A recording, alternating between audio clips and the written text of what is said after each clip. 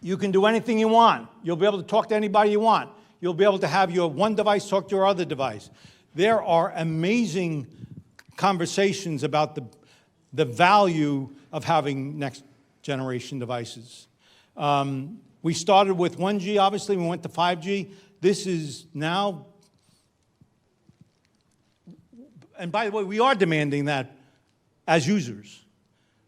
And so this is a next step to try to deal with that demand, and there's some questions we all have about it. But you have to ask the right questions, and that's what I hope to do. 5G is small cell towers like that.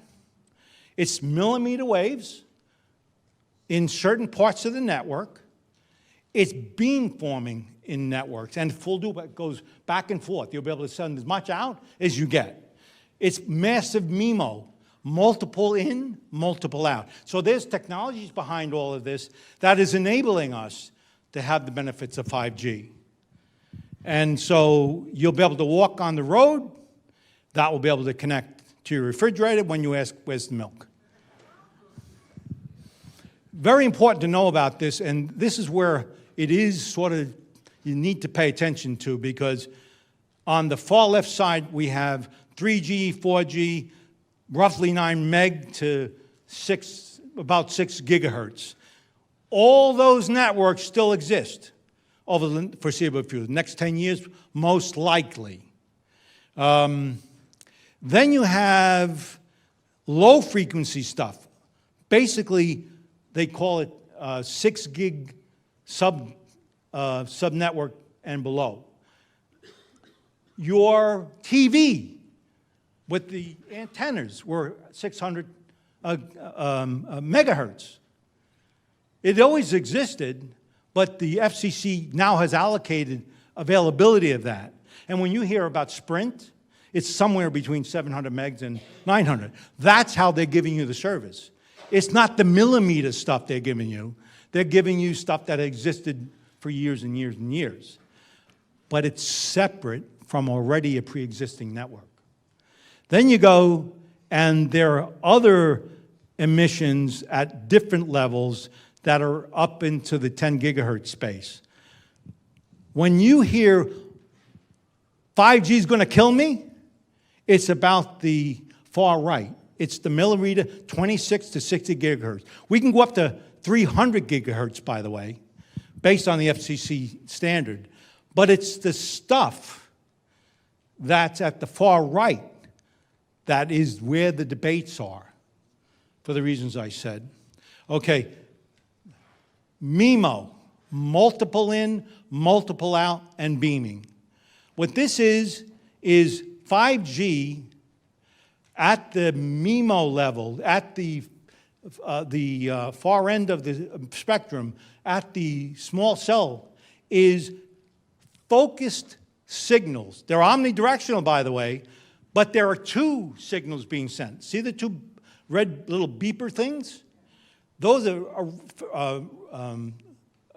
antenna phase array transmissions. They actually can adjust, and when they adjust, they focus that power. See where they transition? They connect to each other, and you see that beam that comes out? That's controlling beam. That's MIMO. Remember the elephant I talked about? With 4G, they used one jackhammer. This is two. They're focusing it in, and I created this image just so you can see that now focused beam is going to go to your head right through others, potentially. So we know that there's a high concentration of power that's never existed at a level of transmission that has never existed, and it's targeted specifically to your head. This is the concerns of 5G, not all that other stuff. So let's talk a little bit about that. Notice on the bottom right, left, see those little cell towers? That's because they can't go more than 850 feet. They have to be right in front of your house to be able to serve the back of your house. 850 feet at 23 gigahertz, That's a long way to go. And what's really somewhat interesting that no one realizes is that's at 20 watts.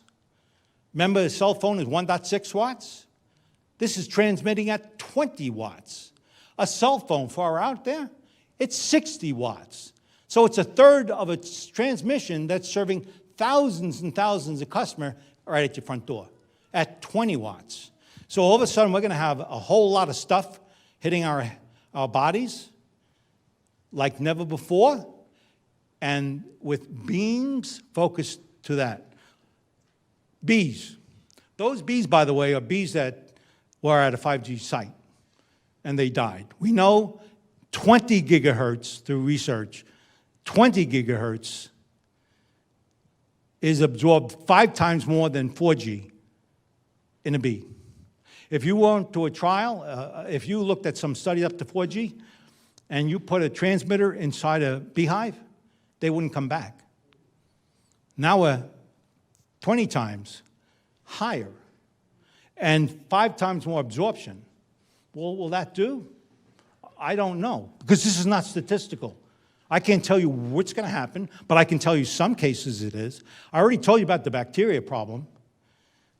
We know at 20 gigahertz, we know for sure it accelerates the bacterium, the biome of the stomach, even more so than up to 4G at 2 gig. And the FCC has allowed us to go up to 300 gig. 6G is starting at above 300 gig. We know from research, Kylan and I wanted to, I went to school right here, and the protests are going on. Kylan's an expert in what happens to a signal when it hits your head, your body. She knows at 90 gigahertz, the spiral sweat glands of your body absorb as an antenna to your body. That's why these activation denial systems are so effective. They heat your body because it's a receptive, it modulates directly at the levels of a 90 gigahertz signal. So we know from some study work at some of the frequencies using that there is potentially danger to the user. And here's some examples of some of the news reports coming out in the marketplace. Some of the stuff we're seeing is we already know is happening, and so some of the claims being made by one side of the is sort of coming to fruition, and you should know. So you need to decide if this is a problem for you. One thing's for sure: I can't control my son. I can't control my wife. I can't control my grandmother. I can't control my kids for sure. And their kids, I don't have any, because I invented technology to shield my son. I still don't have grandchildren. But you control your environment. You're the architect of your environment. You really need to think about what you can do to eliminate the bees in the room.